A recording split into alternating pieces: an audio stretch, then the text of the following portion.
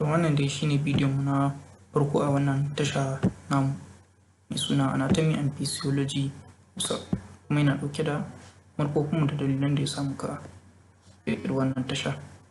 Bari mu ji abin da bidiyon ya ƙunsa. Farko za mu ji me yasa muka ƙirƙiri wannan tasha, sannan kuma masu wa muka ƙirƙira, kuma yaran da za mu na amfani da shi, sannan kuma tsarin da za mu rinƙa bi na wajen karantarwa da kuma fa'idodin da mutum zai samu in har dai yana bibiyan wannan tasha, sannan